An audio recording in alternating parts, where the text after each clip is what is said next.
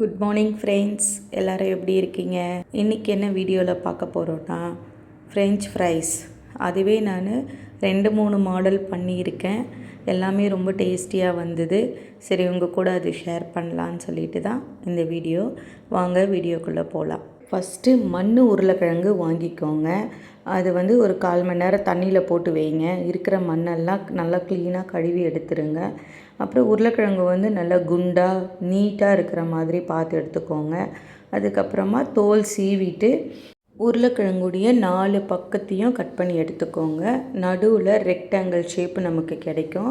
அதை சின்ன சின்னதாக ஃபிங்கர் சைஸ்க்கு நீட்டாக குண்டாக கட் பண்ணி எடுத்துக்கோங்க. எடுத்தவுடனே ஐஸ் தண்ணியில் போட்டு வச்சுடுங்க.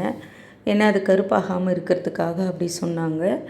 அதுக்கப்புறமா நம்ம கொஞ்சமாக உப்பு போட்டு வேக வச்சிடணும். அதுதான் ஆஃப் பாயில் தான் வேக வைக்கணும். 50% வெந்தவுடனே எடுத்து அது ஒரு காட்டன் துணியோ இல்லை டிஷ்யூலையோ போட்டு அந்த ஈரம் இல்லாமல் கொஞ்சம் காய வைக்கணும். அந்த மாதிரி நானும் காய வச்சிட்டேன். ரொம்ப ட்ரையாக காயணும்னு இல்லை, ஈரம் இல்லாமல் இருந்தால் போதும். கையில் ஒட்டினா ஈரம் இல்லாமல். அதுக்கப்புறமா அதை எடுத்து வெறும் எண்ணெயிலேயே போட்டு எடுத்துட்டேன். மசாலா எதுவுமே ஆட் பண்ணலை.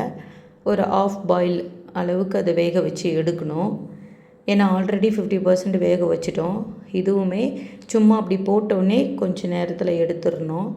எடுத்துட்டு கார்ன்ஃப்ளவர் கொஞ்சம், உப்பு கொஞ்சம், இது 2 தான் நான் ஆட் பண்ணேன். போட்டுட்டு லைட்டாக ஒரு சொட்டு 2 சொட்டு தண்ணி இருக்கிற மாதிரி அந்த கோட்டிங். ரொம்பவும் பேஸ்ட் பஜ்ஜி மாதிரி ஆகக்கூடாது. சும்மா அந்த பொட்டேட்டோலேயே கொஞ்சம் ஈரத்தன்மை இருந்தது. அதுவே அந்த கார்ன்ஃப்ளவரில் ஒட்டிக்கிச்சு. ஒட்டின உடனே இது அந்த கிறிஸ்பியாக வரணுன்னா 2 டைம்ஸ் வறுக்கணும் அப்படின்னு சொன்னாங்க. ஸோ அதனால தான் இதை நான் 2 டைம்ஸ் போட்டு வறுத்து எடுத்தேன்.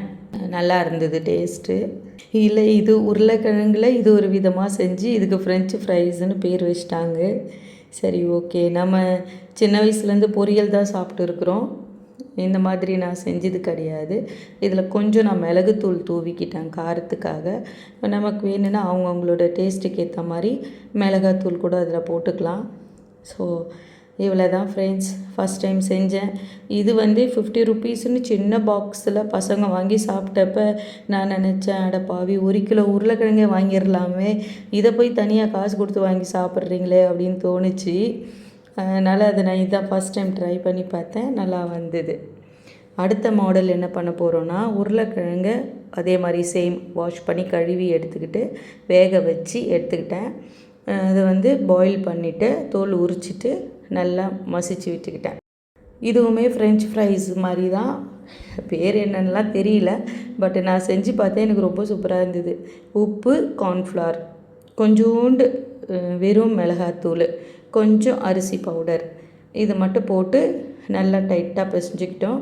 ஆனால் கையில் ஒட்டுது. கொஞ்சம் அரிசி மாவு நான் அதிகமாக எடுத்துக்கிட்டேன் ஒட்டும் போதெல்லாம். ஸோ இதை எடுத்து பால் ஷேப்பு, அப்புறம் ஃபிங்கர் ஃப்ரைஸுக்கு அந்த ஃபிங்கர் ஷேப்புக்கு நீட்டாக நமக்கு என்ன ஷேப்பு ஈஸியாக இருக்கோ அந்த மாதிரி எடுத்துக்கலாம். பர்ஸ்னலாக எனக்கு பிடிச்ச டேஸ்ட்டு உருளைக்கிழங்கு வேக வச்சு கார்ன்ஃப்ளவர் ஆட் பண்ணி இந்த பால் இருக்குது பாருங்கள், உருளைக்கிழங்கு பால், இந்த டேஸ்ட்டு தான் ரொம்ப சூப்பராக இருந்தது. அதை விட இது அவ்வளோதான் ஃப்ரெண்ட்ஸ். நீங்களும் செஞ்சு பாருங்கள். பார்த்துட்டு எப்படி இருக்குன்னு சொல்லுங்கள். பாய். என் வீடியோ பிடிச்சிருந்தா சப்ஸ்கிரைப் பண்ணிக்கோங்க.